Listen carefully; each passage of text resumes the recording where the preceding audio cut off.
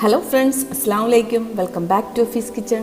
അപ്പോൾ ഞാനിപ്പോൾ ഈ സമയത്ത് നമ്മുടെ ഈ നോമ്പിൻ്റെയൊക്കെ ആ ഒരു സമയത്ത് ഒരു സിമ്പിളായിട്ടുള്ള ജ്യൂസിൻ്റെ റെസിപ്പി ആയിട്ടാണ് വന്നിട്ടുള്ളത്. ഒരുപാട് ഇൻഗ്രീഡിയൻസ് ഒന്നും ആവശ്യമില്ല അതിന് വേണ്ടിയിട്ട്. നമ്മളുടെയൊക്കെ ഈ സമയത്ത് നമ്മുടെ വീടുകളിലും എല്ലായിടത്തും ഒരുപാട് അവൈലബിൾ ആയിട്ടുള്ള ചാമ്പക്ക വെച്ചിട്ടുള്ളൊരു ജ്യൂസാണ്.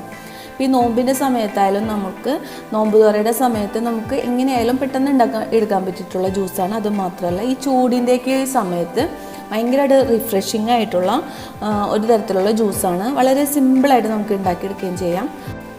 അപ്പോൾ ഞാൻ ഇതിന് വേണ്ടിയിട്ട് ഇതുപോലെ കുറച്ച് ചാമ്പക്ക ഞങ്ങളുടെ മുറ്റത്ത് തന്നെ ഉണ്ടായിരുന്നതാണ്. അപ്പോൾ അതിൽ നിന്ന് കുറച്ച് ചാമ്പക്ക പൊട്ടിച്ചെടുത്തിട്ടുണ്ട്.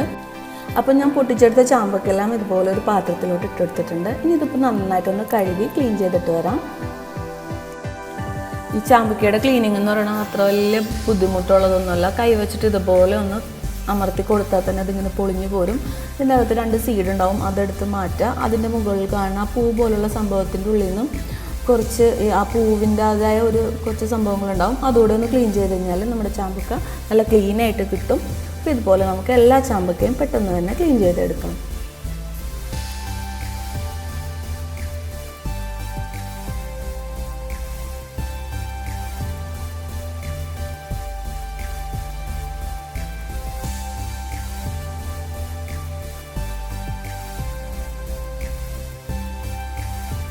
അപ്പോൾ ഞങ്ങൾ ഇവിടെ പുതിയ വീട്ടിലോട്ട് മാറിയ സമയത്ത് 2 ചാമ്പത്തൈ വെച്ചിട്ടുണ്ടായിരുന്നു. അതിലൊരു രണ്ടിലും ഇപ്പോൾ ഉണ്ടാവുന്നുണ്ട്. പക്ഷേ ഒരെണ്ണത്തിൽ ഉണ്ടാവുന്ന ചാമ്പയ്ക്കൊക്കെ ഭയങ്കര കളറാണ്, മറ്റേതിന് അത്രയും കളറില്ല. അപ്പോൾ നമ്മൾ ജ്യൂസ് അടിക്കുന്ന സമയത്ത് കളറുള്ളത് നോക്കി എടുക്കുകയാണെന്നുണ്ടെങ്കിൽ നമ്മുടെ ജ്യൂസിനും ആ ഒരു കളറ് കിട്ടും.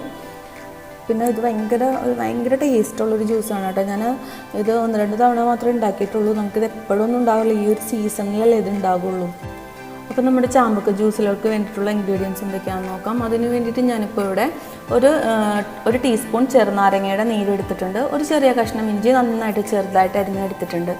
ഇപ്പോൾ ഇത്രയും ആയിട്ടുണ്ട്. നമുക്കിനിയിപ്പോൾ ഒരു ജാറിലോട്ട് ഇട്ട് കൊടുക്കാം.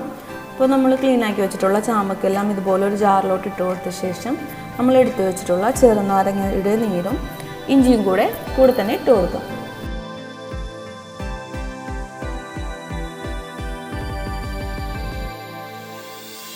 പിന്നീട് അതിൻ്റെ കൂടെ തന്നെ ഞാൻ ജ്യൂസ് അടിക്കാൻ ആവശ്യമായിട്ടുള്ള പഞ്ചസാര കൂടെ ഇതിൻ്റെ കൂടെ ചേർത്ത് കൊടുക്കുന്നുണ്ട്.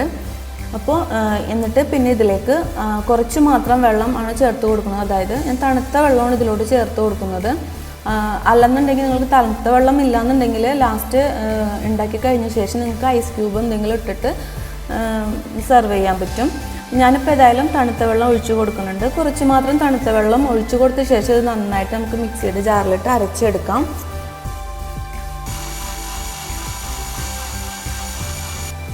ഇതിപ്പോൾ ഞാൻ അരച്ചെടുത്തിട്ടുണ്ട്. ഞാനിപ്പോൾ അരക്കാൻ നേരത്തെ 1 ഗ്ലാസ് വെള്ളം ചേർത്തിട്ടുണ്ടായുള്ളൂ. ഇനിയിപ്പോൾ നമുക്ക് ആവശ്യത്തിനുള്ള വെള്ളം ഇതിലോട്ട് ചേർത്ത് കൊടുക്കാം. അതിനുശേഷം നമുക്ക് ഇതുപോലെ ഒരു അരിപ്പ വെച്ച ശേഷം ഇത് നന്നായിട്ടൊന്ന് അരിച്ചെടുക്കണം.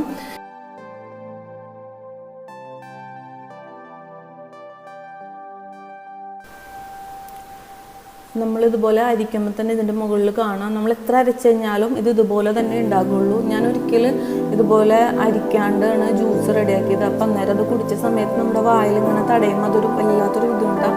അപ്പോൾ നമ്മളിതുപോലെ ഒന്ന് അരിച്ചെടുത്ത് കഴിഞ്ഞാൽ കണ്ടില്ലേ, ഇതുപോലെ നമുക്ക് ആവശ്യമില്ലാത്തൊരു സാധനങ്ങൾ നമുക്കിത് ഒഴിവാക്കാം. നമുക്ക് അതിൻ്റെ ജ്യൂസ് മാത്രം മതിയാകും.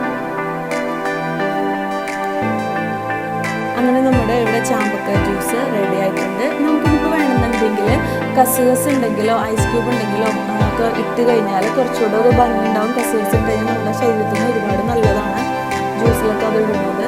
അപ്പോൾ എന്തായാലും ഇപ്പോൾ എൻ്റെ കയ്യിൽ ഇല്ലാത്തതുകൊണ്ടാണ് ഞാനത് ഇടാത്തത്. എന്നാലും നിങ്ങളുടെ കയ്യിലൊക്കെ ഉണ്ടെങ്കിൽ അതുകൂടെ ഇട്ടിട്ടൊന്ന് ട്രൈ ചെയ്ത് നോക്കാം. ഇതുപോലുള്ള ജ്യൂസൊക്കെ നമ്മൾ ഉണ്ടാക്കിയിട്ട് എപ്പോഴും നമ്മൾ ഫ്രിഡ്ജിൽ വെച്ചിട്ട് നമ്മൾ ഉപയോഗിക്കുന്നതിനേക്കാളും കുറച്ചുകൂടെ നല്ലത് നമ്മൾ ഉണ്ടാക്കിയ ഉടനെ തന്നെ നമ്മൾ ഉപയോഗിക്കുന്നതായിരിക്കും. അതായിരിക്കും കുറച്ചുകൂടെ ടേസ്റ്റ് ഉണ്ടാകുന്നത്. അപ്പോൾ നിങ്ങൾക്ക് എല്ലാവർക്കും എൻ്റെ വീഡിയോ ഇഷ്ടമായിട്ടുണ്ടെന്ന് വിചാരിക്കുന്നു. ഇഷ്ടമായിട്ടുണ്ടെങ്കിൽ ലൈക്ക് ചെയ്യുക, ഷെയർ ചെയ്യുക, സബ്സ്ക്രൈബ് ചെയ്യുക, കൂടെ തന്നെയുള്ള ബെല്ലൈക്കൺ കൂടെ ഒന്ന് ക്ലിക്ക് ചെയ്യുക. അപ്പോൾ നെക്സ്റ്റ് ഒരു അടിപൊളി വീഡിയോ ആയിട്ട് കാണുന്നത് വരെ ഓക്കെ, ബൈ ബൈ.